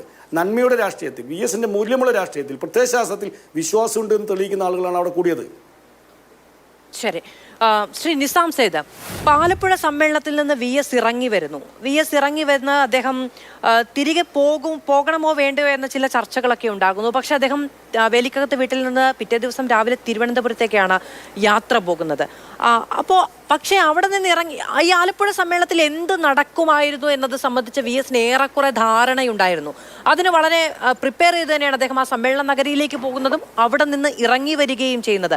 അത് കേരളത്തിലെ CPM-ന്റെ സംഘടനാ ചരിത്രത്തിൽ അസാധാരണമായ ഒരു ഇറങ്ങിപ്പോക്കായിരുന്നു. എന്നിരുന്നാലും അതിന് മുൻപും ഏതാണ്ട് ഒരു 1.5 പതിറ്റാണ്ട് കാലത്ത് CPM-ന്റെ എല്ലാ സമ്മേളനങ്ങളും VS-നെ ചുറ്റിപ്പറ്റിയും VS-ന്റെ നീക്കങ്ങളെ ചുറ്റിപ്പറ്റിയും ഒക്കെ തന്നെ രൂപപ്പെട്ടതും തന്നെ ചർച്ചയും ഒക്കെയാണ്. പക്ഷേ ഈ ആലപ്പുഴ സമ്മേളനത്തിൽ ഉണ്ടായ ഒരു കാര്യം എന്ന് പറയുന്നത് ഏറെക്കുറെ ഒരു കുറ്റപത്രം എന്ന നിലയ്ക്ക് VS-ന്റെ രാഷ്ട്രീയത്തെ, നമുക്കറിയാമല്ലോ VS-ന്റെ രാഷ്ട്രീയം ഏതു തരത്തിൽ തരം താണുപോയി എന്നുള്ള വിമർശനങ്ങളൊക്കെ ഉണ്ടായി എന്നുള്ളതൊക്കെ. അപ്പോൾ അങ്ങനെ ഒരു കുറ്റപത്രം എന്ന നിലയ്ക്ക് തന്നെ തനിക്കിനി പ്രതിരോധിക്കാൻ കഴിയാത്ത തരത്തിൽ പാർട്ടിയിൽ ഒറ്റപ്പെട്ടു പോയി എന്നൊരു ബോധ്യത്തിൽ നിന്നൊക്കെയാണ് ഉണ്ടാകുന്നത് എങ്കിൽ VS ഇങ്ങനെയായിരിക്കുമോ പ്രതികരിക്കുക? അദ്ദേഹം അന്ന് വേലിക്കകത്ത് വീട്ടിൽ വെച്ച് മാധ്യമങ്ങളെ കാണും എന്ന് ചില വാർത്തകളുണ്ടായിരുന്നു. പക്ഷെ അത് ഉണ്ടാകുന്നില്ല. പിറ്റേ ദിവസം തിരുവനന്തപുരത്തേക്ക് അദ്ദേഹം തിരിച്ചു വരുന്നു. അദ്ദേഹം മാധ്യമങ്ങളോട് പ്രതികരിക്കുന്ന രീതി, ഇതൊക്കെ നമുക്ക് അറിവുള്ളതാണ്. അങ്ങനെ ആരെങ്കിലും ഒക്കെ കൂടെയില്ല എന്നൊരൊറ്റ കാര്യം പറഞ്ഞ് അല്ലെങ്കിൽ ഒറ്റ കാര്യം തോന്നി അങ്ങനെ മിണ്ടാതിരിക്കുന്ന ഒരാളായിരുന്നു VS. VS-ന്റെ ചില മൗനങ്ങൾക്ക് VS-ന്റെ സംസാരത്തെക്കാൾ ഏറെ ശക്തി ഉണ്ടെന്നുള്ളതാണ് നമ്മൾക്കതിൽ നിന്ന് ബോധ്യമാകുന്നത്. കാര്യം ഒരു സംസ്ഥാന സമ്മേളനത്തിൽ നിന്ന് VS ഇറങ്ങിപ്പോവുക എന്ന് പറയുന്നതിൽ കവിഞ്ഞ് എന്ത് പ്രതിഷേധമാണ് അദ്ദേഹം വ്യക്തമാക്കേണ്ടത്? സംസ്ഥാന സമ്മേളനത്തിൽ അദ്ദേഹം ക്രൂരമായി ആക്രമിക്കപ്പെട്ടു എന്നുള്ളതിന് അതിനേക്കാൾ വലിയ എന്ത് തെളിവാണ് വേണ്ടത്? VS ഒരു സമ്മേളനത്തിൽ നിന്ന് ഇറങ്ങിപ്പോകാന്ന് പറഞ്ഞാൽ VS ഈ പാർട്ടിയുടെ CPM-ന്റെ സ്ഥാപക നേതാവാണ്. 1964 ഈ പാർട്ടി രൂപീകരിക്കുന്നതിനായി കേന്ദ്ര കമ്മിറ്റിയിൽ നിന്നും ഇറങ്ങി വരുന്ന 32 ആളുകളിൽ അന്ന് ജീവിച്ചിരുന്ന അവസാനത്തെ ആളാണ് VS. ആ VS സംസ്ഥാന സമ്മേളനത്തിൽ നിന്ന് ഇറങ്ങിപ്പോവുക എന്ന് പറയുന്നത് അദ്ദേഹത്തിന് പ്രകടിപ്പിക്കാവുന്ന ഏറ്റവും വലിയ ഒരു പ്രതിഷേധമാണ്. അതിനപ്പുറം അതിന് ചെയ്യേണ്ടി വരുന്ന പിന്നെ ചെയ്യാവുന്ന അദ്ദേഹം പാർട്ടിയിൽ നിന്ന് ഇറങ്ങി വരിക എന്നുള്ളതാണ്. അതിൽ പാർട്ടിയിൽ നിന്ന് ഇറങ്ങി വരിക എന്നത് ഒഴിച്ച് ബാക്കി എല്ലാ കാര്യങ്ങളും അദ്ദേഹത്തിൻ്റെ ആ ഒരു നടപടിയിൽ നിന്നും വ്യക്തമായിരുന്നു. താൻ ഉണ്ടാക്കിയ പാർട്ടിയിൽ നിന്ന് താൻ പുറത്തു പോകില്ല എന്ന് അദ്ദേഹം തീരുമാനിച്ചിരുന്നു. അത് അദ്ദേഹം പലരോടും പറഞ്ഞിരുന്നതാണ്. പുതിയ പാർട്ടി ഉണ്ടാക്കുമോ എന്ന് ചോദിച്ച പലരോടും എന്തിനും ഞാൻ ഉണ്ടാക്കിയ പാർട്ടിയല്ലേ, ഈ പാർട്ടിയിൽ നിന്ന് ഞാൻ പുറത്തു പോകേണ്ടതുണ്ടോ, മറ്റുള്ളവർ പുറത്തു പോകട്ടെ എന്നുള്ളതായിരുന്നു അദ്ദേഹത്തിൻ്റെ നിലപാട് എന്നുള്ളതൊക്കെ നമുക്കറിയാം. പക്ഷേ അതിനെ കുറഞ്ഞ് അദ്ദേഹത്തിന് ചെയ്യാവുന്ന ഏറ്റവും വലിയ പ്രതിഷേധമായിരുന്നു അദ്ദേഹം സംസ്ഥാന സമ്മേളനത്തിൽ നിന്ന് ഇറങ്ങി വരിക എന്നുള്ളത്. അപ്പോൾ ആ സംസ്ഥാന സമ്മേളനത്തിൽ എന്തൊക്കെ സംഭവിച്ചു എന്നുള്ളത് നാട്ടുകാരെ അറിയിക്കാൻ, പൊതുസമൂഹത്തെ അറിയിക്കാൻ അദ്ദേഹത്തിന് ചെയ്യാവുന്ന ഏറ്റവും വലിയ കാര്യമായിരുന്നു. വിമർശനങ്ങളുടെ ഏറ്റവും വലിയ തെളിവ് എന്നുള്ളതാണ് ശ്രീ നിസാം സേതു പറയുന്നത്. ശ്രീ എൻ പി ചെക്കുട്ടി, ഇപ്പോൾ ശ്രീ നിസാം സേതു പറഞ്ഞതിൽ നിന്ന് നമുക്ക് എടുക്കാൻ കഴിയുന്ന ഒരു കാര്യം ഏറ്റവും പ്രധാനപ്പെട്ടത്, VS എല്ലാ കാലത്തും അഭിമാനമാണ് പാർട്ടി എന്ന് പറയുന്നത്. ഞാൻ കൂടി പടുത്തുണ്ടാക്കിയ പാർട്ടി എന്നുള്ളതാണ് VS എപ്പോഴും പറയുന്ന ഒന്ന്.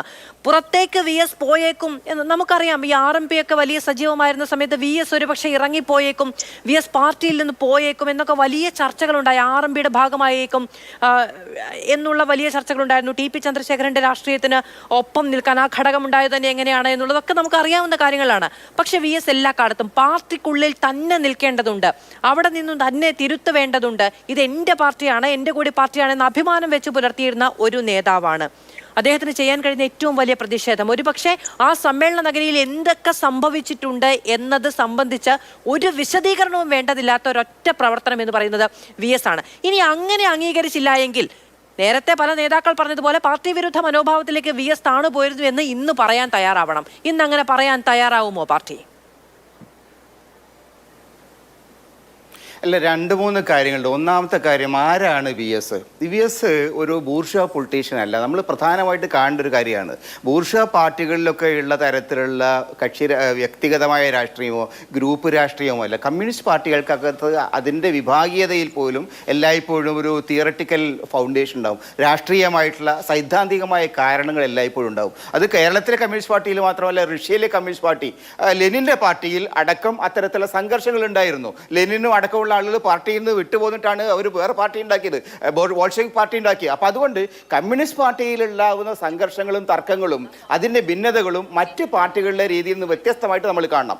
രണ്ടാമത്തെ കാര്യം, പാർട്ടിയിൽ ഇത്തരത്തിലുള്ള സവിശേഷമായ സന്ദർഭങ്ങളിൽ അതിശക്തമായിട്ട് നിലപാട് അദ്ദേഹം 64 എടുത്തിട്ടുണ്ട്. 64 കേരളത്തിൽ നിന്ന് കേന്ദ്ര കമ്മിറ്റിയിൽ നിന്ന് പുറത്തിറങ്ങിപ്പോന്ന 32 പേരിൽ ഒരാൾ VS ആയിരുന്നു. അത് അങ്ങനെ ഒരു കമ്മ്യൂണിസ്റ്റ് പാർട്ടിയിൽ നിന്ന് ആരും അങ്ങനെ ഇറങ്ങിപ്പോവില്ല.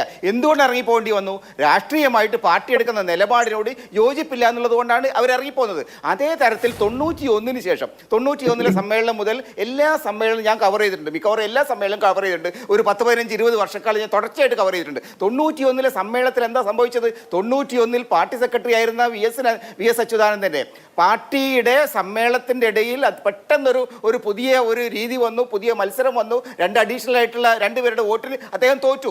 അന്ന് മുതലുള്ള VSനെതിരായിട്ട് നടന്നിരിക്കുന്ന നീക്കങ്ങൾ വളരെ സങ്കുചിതമായിട്ടുള്ള ഒരു തരത്തിലുള്ള ഗൂഢാലോചനയുടെ സ്വഭാവമുള്ള ഒരു നീക്കങ്ങളായിരുന്നു. അത് പിന്നീട് നിരന്തരമായിട്ട് വന്നു. 98 അദ്ദേഹം തിരിച്ചടിച്ചു. പക്ഷേ ഇതെല്ലാം ചൂണ്ടിക്കാണിക്കുന്നത് VS അച്യുതാനന്ദൻ അടക്കമുള്ള നേതാക്കൾ കെട്ടിപ്പടുത്ത പാർട്ടി, ആ പാർട്ടിയുടെ സ്വഭാവത്തിൽ മാറ്റം വന്നിരിക്കുന്നു. അതൊരു ബൂർഷ്വാ പാർട്ടിയായ പോലെയായി മാറുന്നു. അപ്പം അതുകൊണ്ട് സ്വാഭാവികമായിട്ടും VS ശക്തമായിട്ട് തിരിച്ചടിക്കാൻ ശ്രമം നടത്തി. അത് പാർട്ടിക്കകത്ത് സാധ്യമല്ല എന്ന് ബോധ്യമായ സമയത്താണ് ജനങ്ങളെ അണിനിരത്തിയിട്ട് പ്രതിഷേധിക്കുന്ന ഒരു സന്ദർഭം 2006 അത് ഉണ്ടായിട്ടുണ്ട്. 2015 അദ്ദേഹം അത് ചെയ്തിട്ടുണ്ട്. ഇപ്പം മരണത്തിന് ശേഷവും VS അത് തന്നെയാണ് ചെയ്തത്. വളരെ കൃത്യമായിട്ട് രാഷ്ട്രീയ ലക്ഷ്യങ്ങളുള്ള സംഭവിക്കുന്ന സമയത്ത് രാഷ്ട്രീയ എതിരാളികൾ ഒരാളാണ് VS. ലാസ്റ്റ് കമ്മ്യൂണിസ്റ്റ് എന്നൊരു പരാമർശം നടത്തി. പാർട്ടി ഒറ്റക്കെട്ടായി അതിന്റെ മുഴുവൻ സൈബർ സംഘടനാ സംവിധാനവും നേതാക്കളും അടക്കം എല്ലാവരും ഒറ്റക്കെട്ടായി അതിനെ ചെറുത്തു തോൽപ്പിക്കാനുള്ള ശ്രമം നടത്തി. അതായത് VS അച്യുതാനന്ദൻ എല്ലാ കാലത്തും ഏറ്റവും പ്രധാനപ്പെട്ട നേതാക്കൾ, അല്ലെങ്കിൽ താൻ പോരുമയുള്ള തലയെടുപ്പുള്ള നേതാക്കൾ എന്ന് പറയുന്നത് അണികളെ, അതിൻ്റെ പിൻതലമുറക്കാരെ, പിൻഗാമികളെ സൃഷ്ടിക്കാൻ കഴിയുന്നവർ കൂടിയാണ്. അങ്ങനെ VS തെളിയിച്ച വഴിയിലേക്ക് നടക്കാൻ കഴിയുന്ന അനേകായിരങ്ങളെ, 10,000-ങ്ങളെ, ലക്ഷങ്ങളെ ഉണ്ടാക്കി വെച്ചിട്ടാണ് VS കടന്നു പോകുന്നത് എന്ന മുദ്രാവാക്യങ്ങൾ ഉയർന്നു. VS ഒരു പ്രധാനപ്പെട്ട അല്ലെങ്കിൽ ലെഗസിയുള്ള ഒരു നേതാവാണ് എങ്കിൽ അദ്ദേഹം മറ്റുള്ളവരിലൂടെ, ഞങ്ങളുടെ ചോരയിലൂടെ തുടരും എന്ന മുദ്രാവാക്യങ്ങൾ മുഴക്കിക്കൊണ്ടാണ് പാർട്ടി അതിനെ പ്രതിരോധിക്കാൻ ശ്രമിച്ചത്. ഇപ്പോൾ ഈ ഉയർന്നു വരുന്ന വിമർശനങ്ങൾ എങ്ങനെയാണ്? VSനെ പാർട്ടി തന്നെയാണ് വേട്ടയാടിയത്. VSനെ ഇല്ലാതാക്കാൻ, VSന്റെ രാഷ്ട്രീയമായ തിരുത്തലുകളെ അംഗീകരിക്കാതിരിക്കാൻ, VSനെ വ്യക്തിപരമായി വേട്ടയാടാനൊക്കെ ശ്രമിച്ചത് പാർട്ടി തന്നെയാണ് എന്ന് പറയുമ്പോൾ VS-ലൂടെ തുടർന്ന് വരുന്ന വഴി അവിടെ ഇല്ല എന്നുകൂടിയാണല്ലോ ആ വിമർശനം ചൂണ്ടിക്കാണിക്കുന്നത്. അങ്ങനെയാണ് എങ്കിൽ ഇത്രയധികം ആളുകൾ, ഇത്രയധികം പുതിയ തലമുറക്കാർ VS-ന് വേണ്ടി അവിടെ അണിചേർന്നത് പാർട്ടിക്ക് അപ്പുറത്തേക്കാണോ? അല്ല, പിന്നെ എന്നോടാണ് ചോദിക്കുന്നത്, ഞാൻ മറുപടി പറയാം. VS-ന്റെ രാഷ്ട്രീയത്തിലെ ഏറ്റവും പ്രധാനപ്പെട്ട കാര്യങ്ങളിലൊന്ന് പാർട്ടി 90കളിൽ സ്വീകരിച്ച നിയോ ലിബറൽ പൊളിറ്റിക്കൽ അജണ്ടയുണ്ട്. ആ പൊളിറ്റിക്കൽ അജണ്ട യഥാർത്ഥത്തിൽ ഇടതുപക്ഷ രാഷ്ട്രീയത്തിൻ്റെ അടിത്തറ മാന്തും എന്ന് ഏറ്റവും ബോധ്യമുള്ള ഒരാൾ കർഷക തൊഴിലാളികൾക്കിടയിൽ പ്രവർത്തിച്ചു വന്ന ഒരാളായിട്ടുള്ള VS-നാണ്. VS-ന് അത് ബോധ്യമുണ്ടായിരുന്നു. പക്ഷേ പാർട്ടിയിലെ ഭൂരിപക്ഷ ആളുകൾ ഈ പുതിയ അജണ്ടയാണ് അംഗീകരിച്ചത്. അതിനോട് റെസിസ്റ്റ് ചെയ്തുകൊണ്ട് രാഷ്ട്രീയ പ്രവർത്തനം നടത്തുക എന്നുള്ളതാണ്. പിന്നീട് മതികെട്ടാൻമേലയിലായാലും ശരി, പിന്നെ പെമ്പിള്ളை ഒരുമയുടെ വിഷയത്തിലായാലും ശരി, എല്ലാ വിഷയങ്ങളും VS എടുത്ത രാഷ്ട്രീയം നിയോ ലിബറൽ പൊളിറ്റിക്സിനെതിരായിട്ട് അതിശക്തമായിട്ടുള്ള കരുത്തുള്ള ഒരു മുന്നേറ്റം കെട്ടിപ്പടുക്കുക എന്നുള്ളതാണ്. അദ്ദേഹം സ്വന്തം മരണത്തിലൂടെ പോലും അത് ചെയ്തത് ആ റെസിസ്റ്റൻസിനെ ബിൽഡ് ചെയ്യുക എന്നുള്ളതാണ്. അത് വളരെ പ്രധാനമാണ്. ശരി, ശ്രീ റെജി ലൂക്കോസ്. ശ്രീ റെജി ലൂക്കോസ്, ഇപ്പോൾ VS-നെ ഏറ്റവും കൂടുതൽ സങ്കടപ്പെടുത്തിയത്, അല്ലെങ്കിൽ VS-നെ ഏറ്റവും കൂടുതൽ നിരാശനാക്കിയത് അദ്ദേഹം കൂടി, ഇപ്പം നമുക്കറിയാം VS-ന്റെ ജീവചരിത്രം, ദേശാഭിമാനിയിലെ മുൻ മാധ്യമപ്രവർത്തകൻ എഴുതിയ ജീവചരിത്രത്തിൽ അദ്ദേഹം പുന്നപ്ര വയലാർ സമരകാലത്ത് എത്രത്തോളം വലിയ പീഡനങ്ങൾ സഹിച്ചതാണ്, എങ്ങനെയാണ് അവിടെ സംഘടനാ സംവിധാനത്തെ രൂപപ്പെടുത്തിയത്, എന്തിന് പുന്നപ്ര വയലാർ സമരത്തിന്റെ ആയുധമായിരുന്ന വാരിക്കുന്തം പോലും അദ്ദേഹത്തിന് രൂപകൽപ്പന ചെയ്തതാണ്.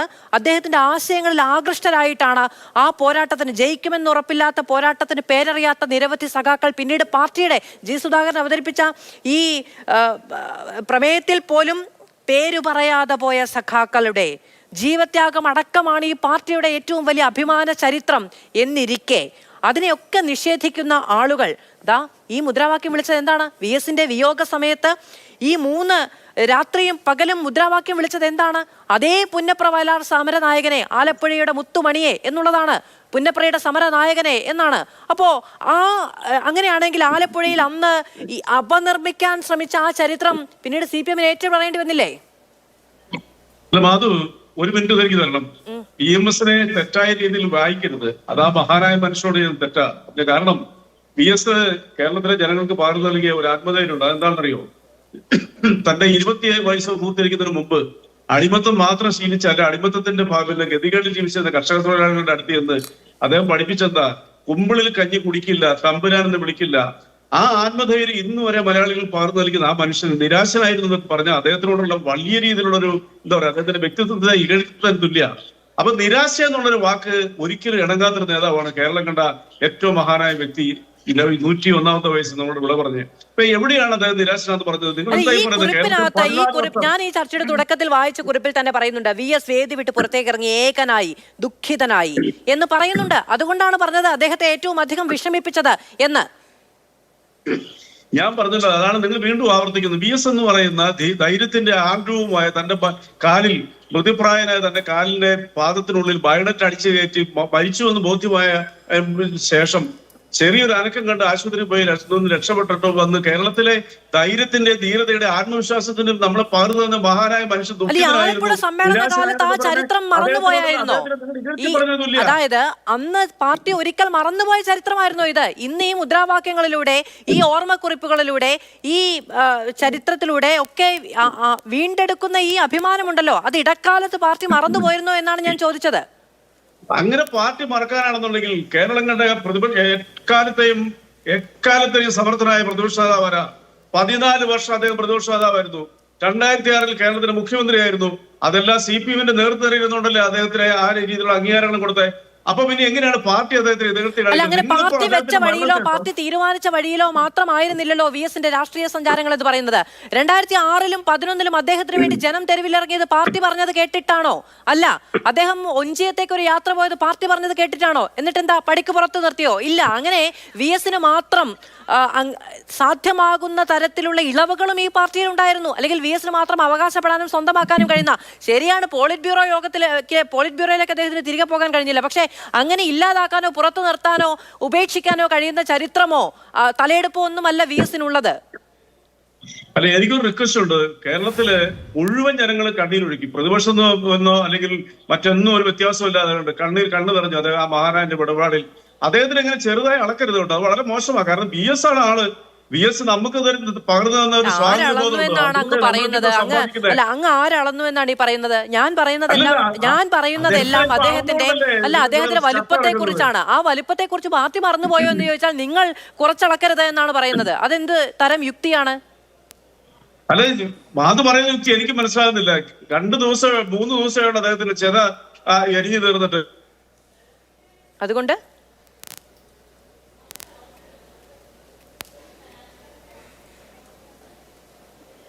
അതിനു പിന്നാലെ പാർട്ടിയുടെ തന്നെ എല്ലാ കാലത്തെയും നേതാക്കളുടെ പട്ടികയിലുള്ളവർ തന്നെ പറഞ്ഞ കാര്യങ്ങളെക്കുറിച്ചാണ് ചർച്ച ചെയ്തത്.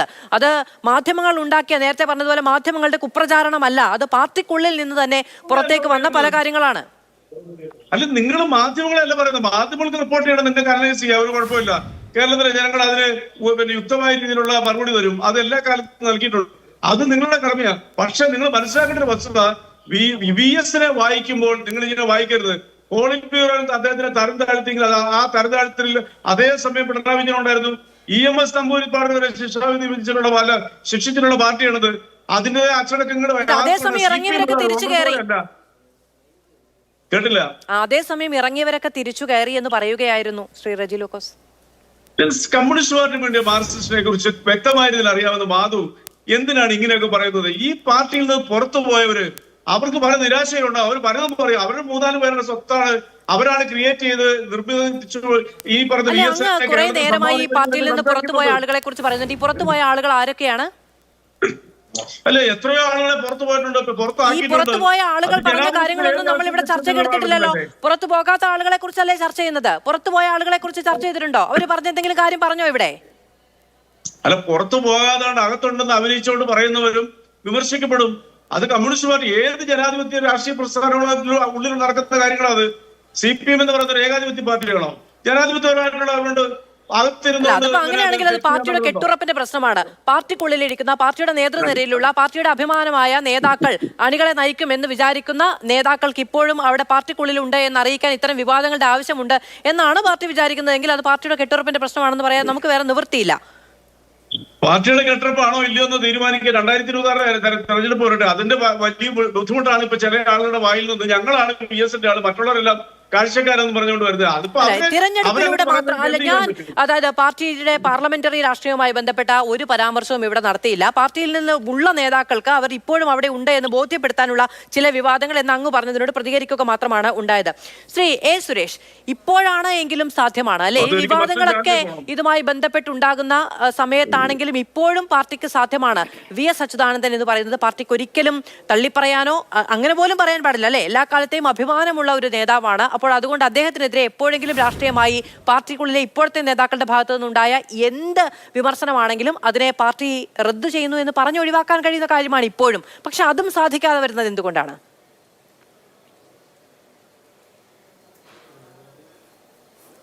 ക്ലിയർ അല്ല മാധു, ഒന്ന് റിപ്പീറ്റ് ചെയ്യോ? ഇപ്പോഴാണെങ്കിലും ഒരു തിരുത്തു സാധ്യമാണല്ലോ VS-ന് നേരെ മുൻപുണ്ടായ ആരോപണങ്ങൾ, വിമർശനങ്ങൾ എന്നാണ് ഞാൻ അങ്ങയോട് ചോദിച്ചത്. അല്ല, വിമർശനങ്ങൾ നമുക്കറിയാം. പാർട്ടി ആദ്യ സംസ്ഥാന സമ്മേളനം 43-ൽ നടക്കുമ്പോൾ കോഴിക്കോട് വെച്ചാണ് നടക്കുന്നത്. അന്നും P. കൃഷ്ണപിള്ളിയും ഒക്കെ ആയിട്ടുള്ള പ്രത്യയശാസ്ത്രപരമായിട്ട് തർക്കങ്ങൾ എന്നും ഉണ്ടായിട്ടുണ്ട്. അത് അന്നും ഇന്നും ഞാൻ ചോദിച്ചത്, ഈ ഇത്രയും വിവാദമായി ഈ പരാമർശങ്ങൾ ചരിത്രത്തിൽ നിൽക്കുന്നുണ്ടല്ലോ, അതിനെ പാർട്ടിക്ക് ഇപ്പോൾ വേണമെങ്കിലും റദ്ദ് ചെയ്യാമല്ലോ, അതൊരു പിഴവായിരുന്നു എന്ന് അംഗീകരിക്കാമല്ലോ. അല്ല, അത് പാർട്ടി എന്ന നിലയ്ക്ക് പറ്റില്ല മാധു. പാർട്ടി സമ്മേളനത്തിനകത്ത് നടന്ന കാര്യങ്ങൾ പുറത്ത് അങ്ങനെ നടന്നിട്ടില്ല എന്ന് അല്ലെങ്കിൽ നടന്നു എന്നോ പറയാനുള്ള യാതൊരു പാർട്ടി സംഘടനാ രീതിയിൽ അങ്ങനെ ഇല്ല. അതുകൊണ്ടാണ് അവർക്ക് പറയാൻ പറ്റാത്തത്. നടന്നിട്ടുണ്ടോ ഇല്ലയെന്നോ എനിക്കറിയില്ല. പക്ഷേ പെരപ്പങ്കോട് മുരളി സാവു പറയുന്നതും സുരേഷ് കുറുപ്പ് പറയുന്നതും അവിശ്വസിക്കേണ്ട കാര്യമില്ല എന്നാണ് എനിക്ക് പറയാനുള്ളത്. അതാര് പറഞ്ഞു എന്നുള്ളത് അവർ തന്നെയാണ് പറയേണ്ടത്, വ്യക്തമാക്കേണ്ടത്. സ്വാഭാവികമായിട്ടും ആലപ്പുഴ സമ്മേളനത്തിൽ VS-നെതിരായിട്ട് VS വധ മാട്ടക്കഥ തന്നെയാണ് നടന്നത്. VS-ന് വളരെ വിഷമമുണ്ടായിട്ടുള്ള കാര്യത്തിൽ 100% ഉറപ്പാണ്. അദ്ദേഹം അതിൽ ഒരുപാട് അധിക്ഷേപങ്ങളിൽ പ്രതിഷേധിച്ചുകൊണ്ടാണ് അദ്ദേഹത്തിൻ്റെ ഒരു പ്രതിഷേധമാണ് ഇറങ്ങിയത്. പാർട്ടി സമ്മേളനത്തിൽ നിന്ന് ഇറങ്ങുക എന്ന് പറയുന്നത് ഏറ്റവും കടുത്ത നടപടിയാണ്. അത് VS-നെ പോലെ ഒരു ആൾക്ക് അറിയാത്ത കാര്യമല്ല അത്. അതുകൊണ്ട് തന്നെയാണ് VS ഇറങ്ങിയതെന്നാണ് എനിക്ക് മനസ്സിലായത്. ശരി, വളരെയധികം നന്ദി പാനലിസ്റ്റുകൾക്കും പ്രേക്ഷകർക്കും. VS അച്യുതാനന്ദൻ ഒരു കേരള രാഷ്ട്രീയത്തിലെ തന്നെ ഏറ്റവും അതികായനായ രാഷ്ട്രീയ നേതാവ്, സ്വന്തം പോരാട്ടം കൊണ്ട് സ്വയം അടയാളപ്പെടുത്തി കേരള രാഷ്ട്രീയത്തിൻ്റെ ഒരു ജീവചരിത്രം തന്നെയായി മാറിയ ഒരു നേതാവ്. അദ്ദേഹം ഓർമ്മയാകുന്ന സമയത്തുണ്ടാകുന്ന വിവാദങ്ങൾ സ്വാഭാവികമാണ്. പക്ഷേ അതിന് ഒരു തിരുത്തു വേണമെന്ന് ആഗ്രഹിക്കുന്ന ഒരു വലിയ വിഭാഗം അപ്പുറത്ത് നിൽക്കുന്നത് കൊണ്ടാണ് ഈ ചർച്ചകൾ ഇത്രമേൽ സജീവമാകുകയും ചെയ്യുന്നത്. എന്തായാലും ഇതിൽ തുടർ വെളിപ്പെടുത്തലുകൾ ഉണ്ടാകുമോ, അതിനോട് പാർട്ടിയുടെ പ്രതികരണം എന്താകും തുടങ്ങിയ കാര്യങ്ങളിൽ ഏറെ ആകാംക്ഷയും ഉണ്ട്. വളരെയധികം നന്ദി പാനലിസ്റ്റുകൾക്കും പ്രേക്ഷകർക്കും.